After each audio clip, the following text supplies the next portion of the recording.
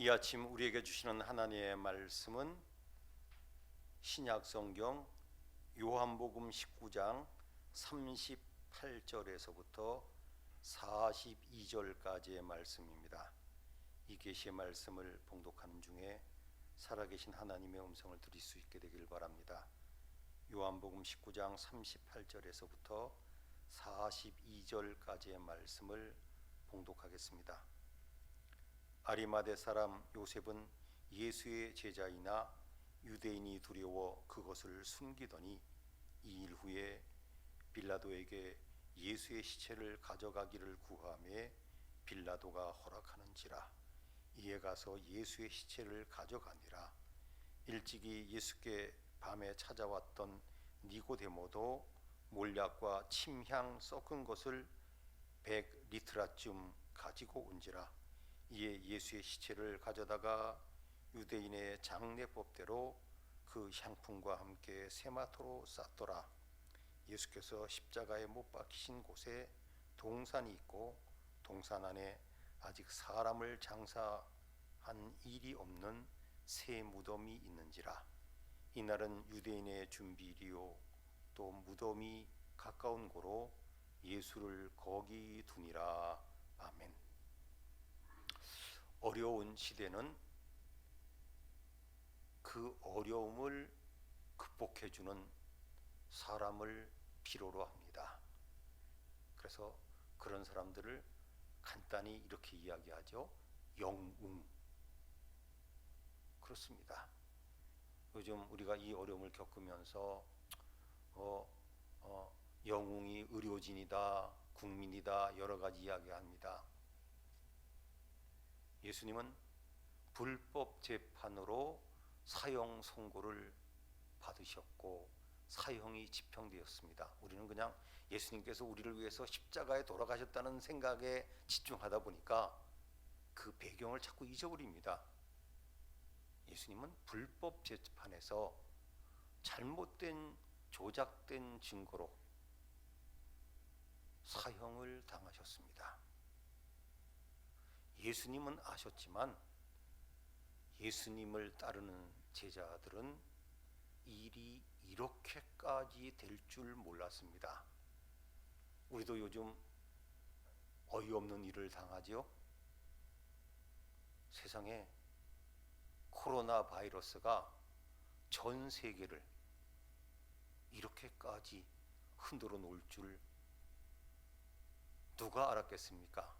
일부 전문가들은 경고했지만 정치가들이 대개 묵살하지 않았습니까? 자, 이제 예수님은 돌아가셨습니다.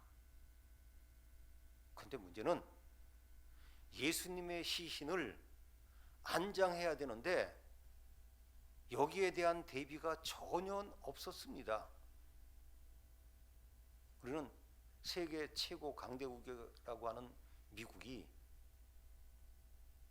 장례를 제대로 치르지 못해서 시신들을 냉동 트럭 안에다가 임시로 수용하고 있다고 하는 끔찍스러운 보도를 봅니다. 어떤 나라에서는 감당할 수가 없다고 합니다. 우리는 그냥 뉴스로만 보고 있습니다. 자, 이제 성경 시대로 가봅니다. 예수님의 이 시신을 누가 수습할 분이 없습니다. 우리나라에서 가끔 안타까운 소식을 봅니다. 무연고 장례. 그래서 어떤 분들은 그런 분들이 있다 그래요. 무연고자들을 자기 가족처럼 장례를 치러주는 착한 사람들이 있답니다. 자, 예수님의 시신을 누가 수습해 주겠습니까? 사형수인데요. 이런 가운데 한 영웅이 나타났습니다. 네. 바로 요셉입니다. 성경에 요셉이라고 하는 이름을 가진 사람은 8명이 있다고 합니다. 예수님의 육신의 아버지 요셉, 더 유명한 요셉이 있죠. 애굽의 총리 대신이었던 요셉. 그 다음 이 요셉은 구분하기 위해서 그런지 모르지만 고향을 이야기합니다. 아리마대 사람 요셉. 또 성경 다른 곳에서는 아리마대의 부자라 그럽니다. 그가 바로 영웅입니다. 자, 사람을 소개할 때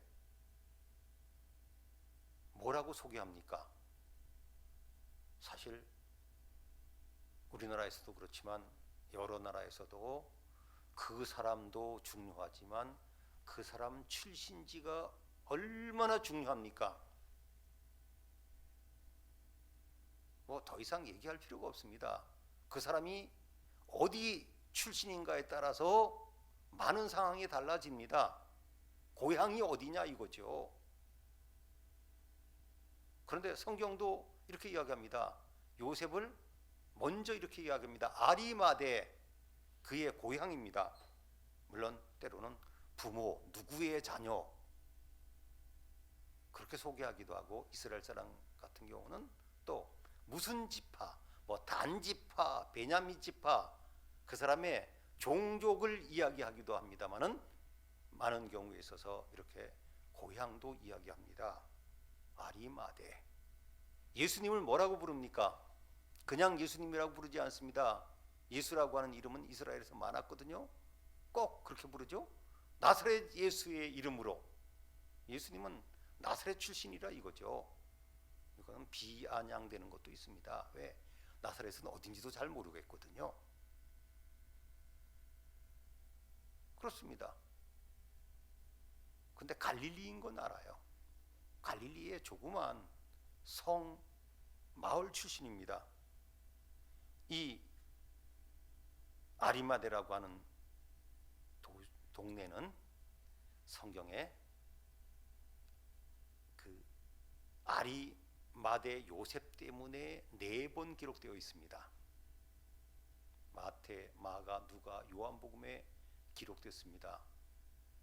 만약 이 요셉이 아니었으면 사람들은 이 아리마대가 어디 있는지도 모를 겁니다.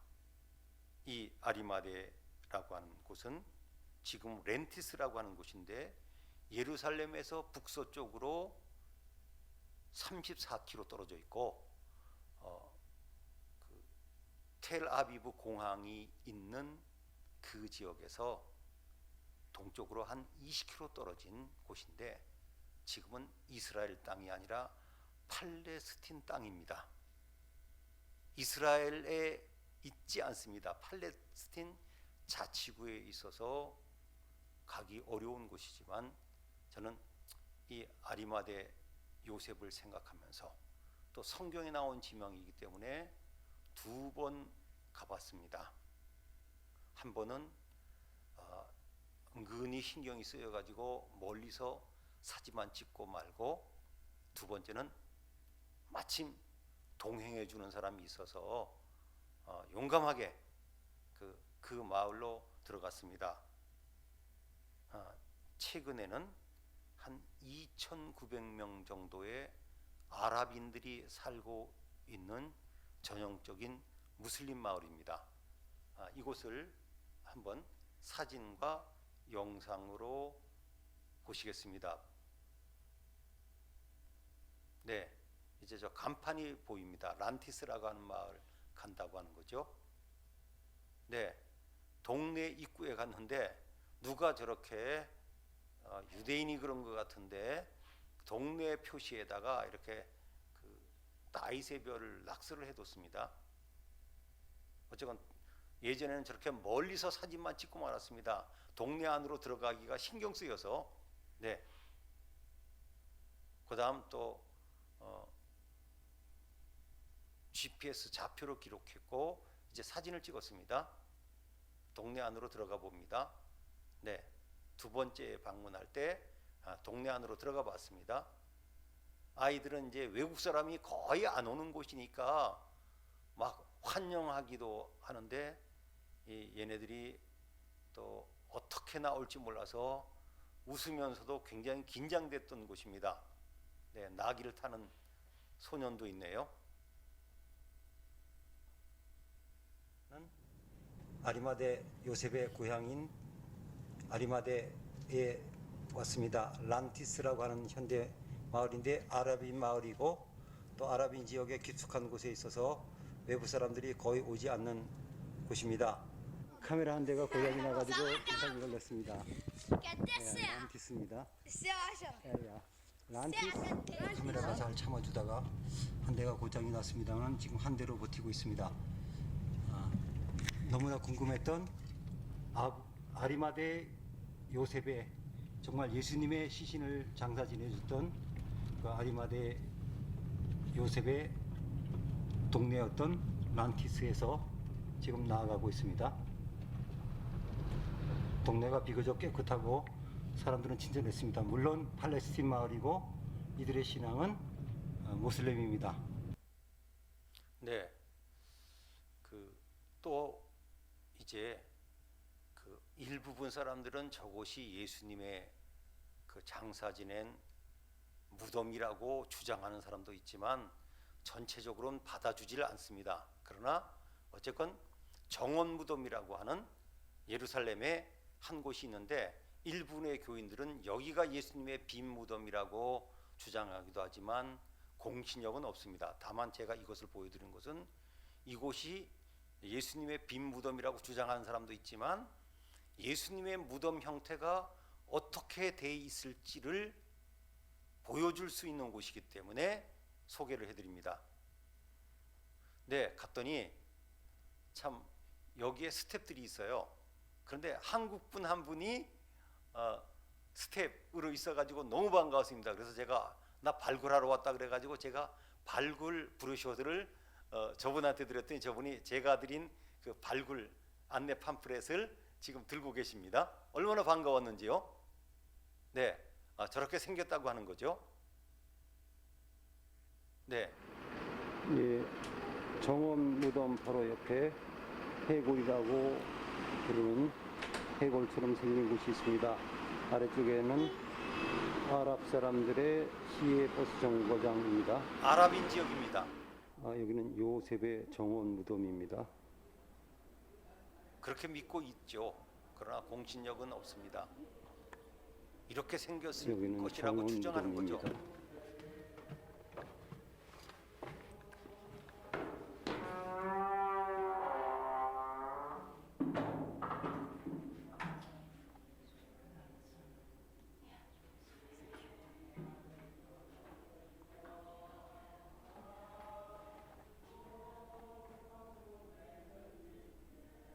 이스라엘 사람들이 저렇게 빈 무덤들을 바위를 판 거죠. 그래서 예수님의 시신을 안장했던 요셉이 마련한 자신의 무덤, 그것이 저렇게 비슷하게 생겼을 것이라고 하기 때문에 이제 보여드리는 겁니다. 저거는 그러니까 그 바위 틈을 파가지고 이렇게 무덤을 만든 것이죠. 이 요셉의 이야기는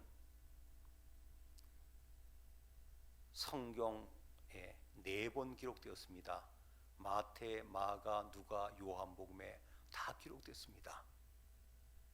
사실 중요한 사건이 아니면 이 사복음서에 다 기록되지 않습니다. 요즘도 마찬가지입니다.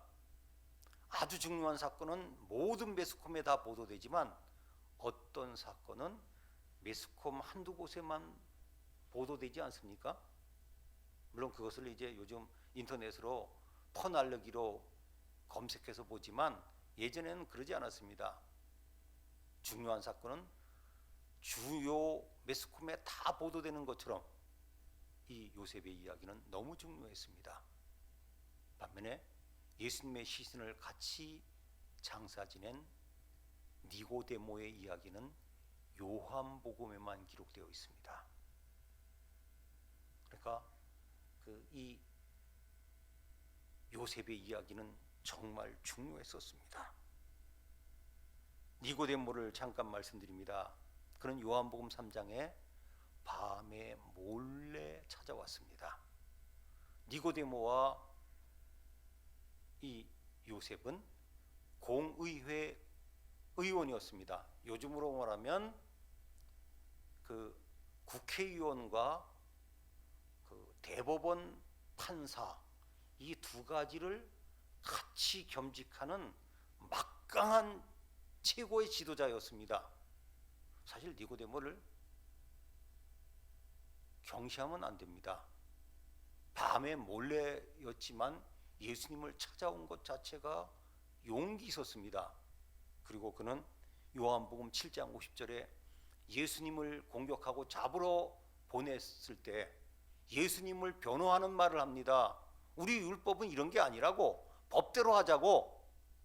그랬더니 사람들이 화가 나가지고 너도 갈릴리 출신이냐? 이거 보세요. 고향 갖고 덤비잖아요. 니고데모가 고향이 어디인지는 모르지만 갈릴리 출신은 아니었습니다. 갈릴리 출신이 공의의 의원이 되는 것은 거의 불가능했을 겁니다. 제가 기록은 확인해 보지 못했지만요.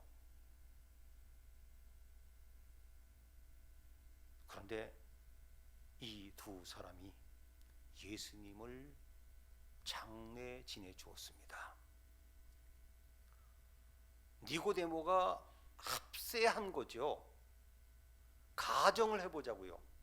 만약 이 아리마대 요셉이 없었으면, 그리고 니고데모가 같이 합류하지 않았으면 예수님의 시신은 정말 비참했을 것입니다. 저는 그래서 이 아리마대 요셉의 이야기를 참 좋아했습니다. 학생 때부터. 제가 기억이 가물가물하지만 학생 때 그 당시 그런 게 있었어요. 설교대회 학생. 제가 그때 이 아리마대 요셉을 가지고 학생 설교대회 때 나갔던 기억이 납니다. 어쨌건 저는 어떤 분이 그런 글을 쓴 것을 기억해요. 요셉 만세에, 그렇죠, 수제자인 베드로도 예수님을 부인하지 않았습니까? 그리고 주위의 이들 예수님의 시신에 어떻게 해야 될지 제대로 대비를 못했습니다. 특별히 유대인들이 제일 겁나는 것이 바로 출교입니다. 성경에 출교라는 말이 3번 나오지만 시각장애인 예수님께서 고쳐주셨죠. 그 부모를 찾아가가지고 어떻게 된 거냐 그러니까 출교될까봐 겁이 나가지고 나 잘 모른다, 본인한테 물어봐라. 사실 그 당시 유대교에서 출교된다고 하는 것은 무섭습니다. 요즘 참 우리 사회에서 제일 두려운 단어가 있죠. 기억하시죠? 확진. 확진이라고 하는 통보를 받으면서 심각한 일이 벌어지지 않습니까? 확진자 1명 생기면 그의 직장 문 닫습니다. 폐쇄됩니다. 어떤 직장인이 두려워해요. 혹시라도 내가 걸려가지고 우리 직장인 나 때문에 마비될 거 생각하면 소름이 끼친다고. 그렇습니다.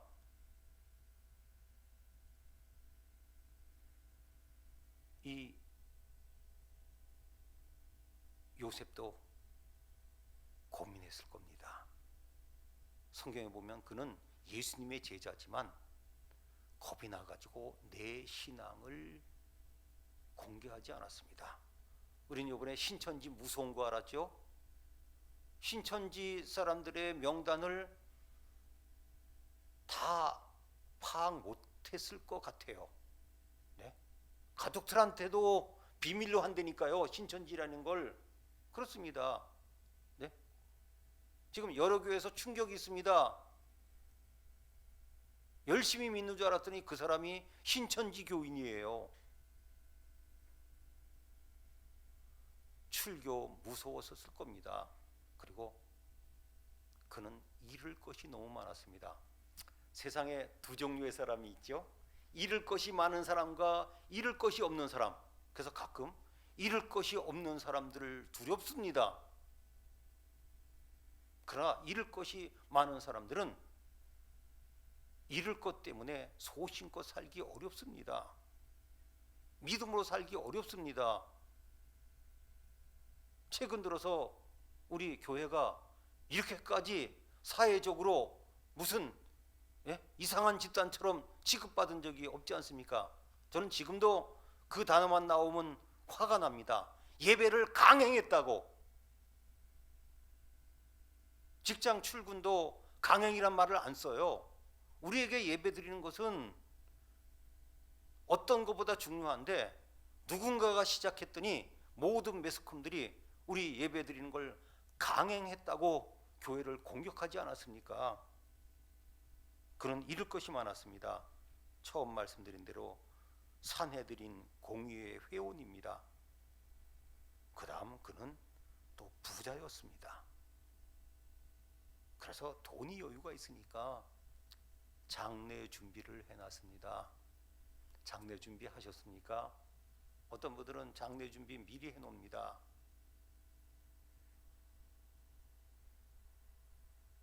그 다음 그는 요즘 말하면 정말 소신껏 사는 공의회 회원이었습니다. 예수님을 사형시키는데 찬성하지 않았습니다. 참 어려운 이야기지요. 우린 최근에도 보았습니다. 소신껏 발언하다가 그야말로 몰매를 맞는 것을 보았습니다. 그 다음 그는 선하고 의로운 사람이었습니다. 사실요, 시골에서 양치기나 하면서 조용히 사는 사람은 소신껏 양심껏 살기 쉽습니다. 폄하하는 거 아닙니다. 절대로. 환경이 그래도 소신껏 살 수 있는 직업 위치에 있으니까. 그러나 그는 정치가입니다. 정말 정치가 중에서 소신껏 양심껏 산다고 하는 사람은 정말 귀한 겁니다.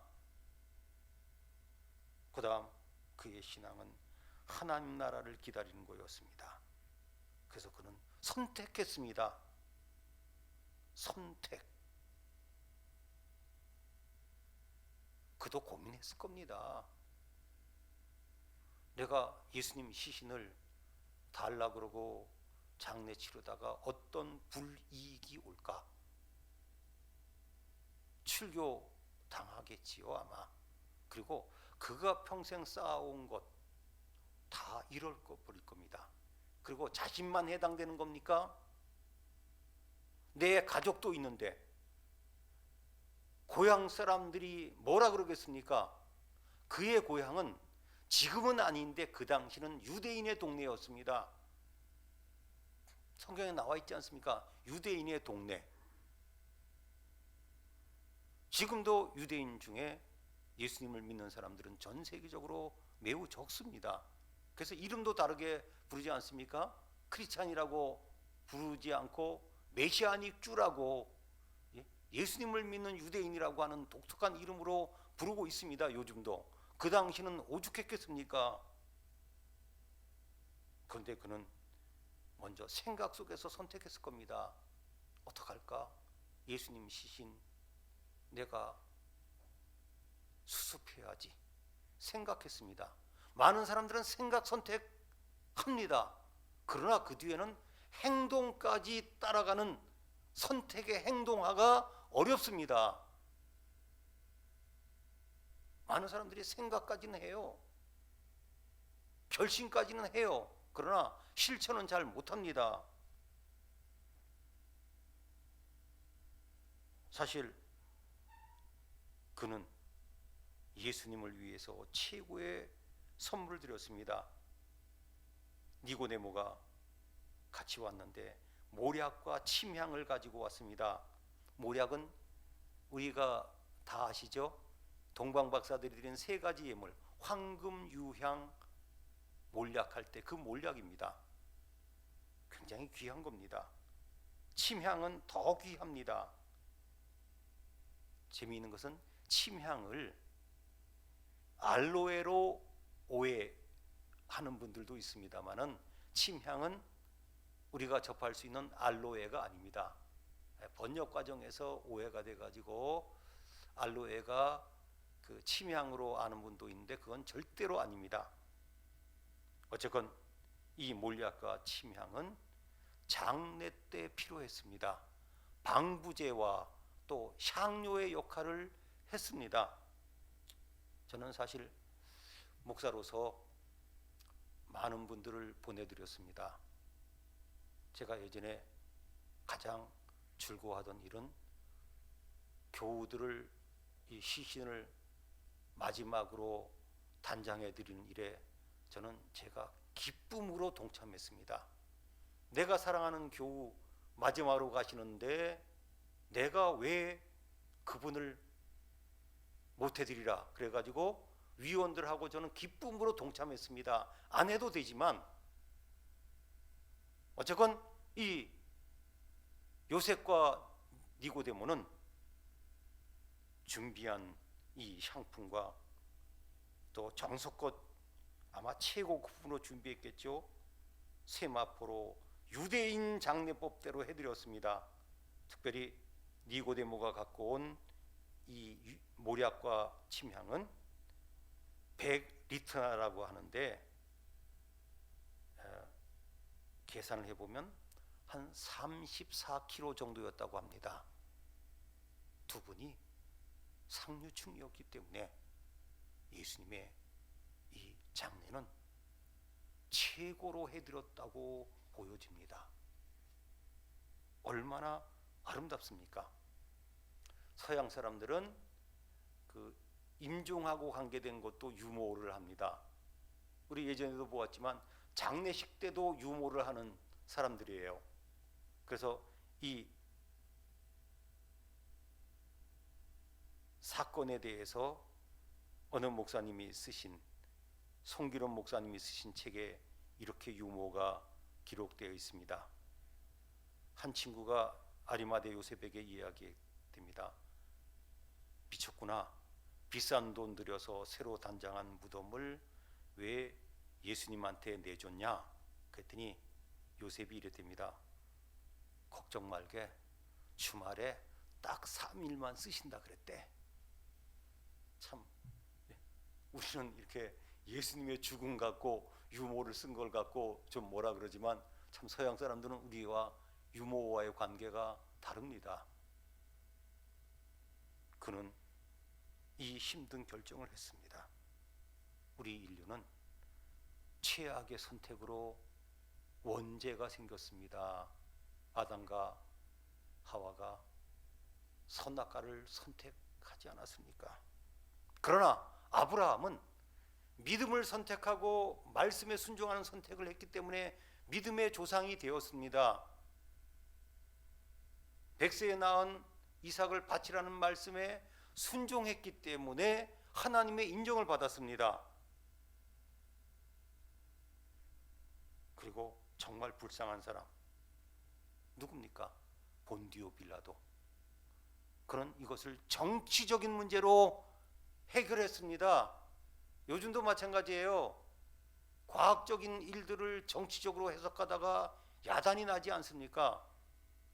그는 한 명을 방면하는 일을 자기가 예수님을 방문했으면 될 텐데 사람들에게 맡겼습니다. 그리고 재미있는 장면이죠. 영화에서 보니까 재미있더라고요. 물 갖고 와라. 손 씻고. 나는 관계가 없다. 그는 역사상 가장 불행한 사람이죠. 모든 교인들이 사도신경을 외울 때마다 뭐라고 합니까? 본디오 빌라도에게 고난을 받으사. 그는 잘못된 결정을 한 거지요. 자신의 소신대로 결정하지 않고 밀란이 일어날까 봐 두려워서 결정권을 사람들에게 넘겼습니다.